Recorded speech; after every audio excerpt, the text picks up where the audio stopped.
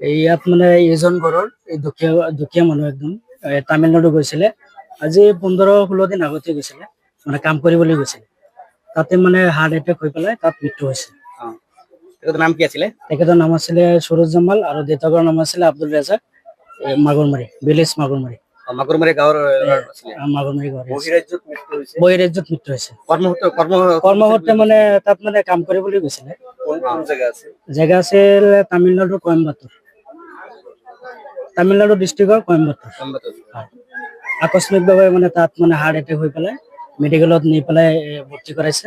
তাৰপিছত তাতে মানে ডেথ হৈ গ'ল। কেতিয়া সংঘটিত হৈছে? সংঘটিত হৈছে বৃহস্পতিবাৰে। হয়। এতিয়া আপোনালোকে অধীৰ আগ্ৰহেৰে বাট চাই আছে। অধিক আগ্ৰহেৰে হয়, এম্বুলেন্সেৰে লৈ আহি আছে।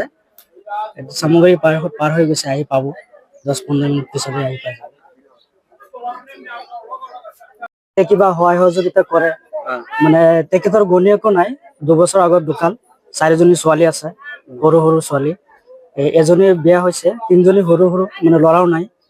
যদি কোনোবাই কিবা সহায় কৰিব বিচাৰে তেতিয়াহ'লে আপোনালোকক মানে অনুৰোধ কৰিছো, ফোন পে বা একমাত্ৰ উপাৰ্জনকাৰী আছে।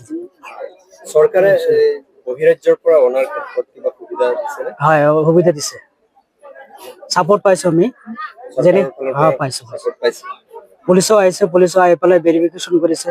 ৰূপহী থানা ওলাই আহিছে, কাউমাৰী থানা ওলাই আহিছে, আহি পেলাই ভেৰিফিকেশ্যন কৰি পেলাই নি পেলাই সিহঁতে দিছে। তাৰপিছত ছাৰ তাতো যোগাযোগ কৰিছে। আমাৰ কাউমাৰী যিজন IC ছাৰ আছে তেখেতেও যোগাযোগ কৰি আছে, এতিয়াও যোগাযোগ কৰি আছে। এতিয়া ঠাইখনৰ নাম কি আছিল? এই ঠাইখনৰ নাম মাগুৰমাৰী আছিল। হয়, গাঁও মাগুৰমাৰী।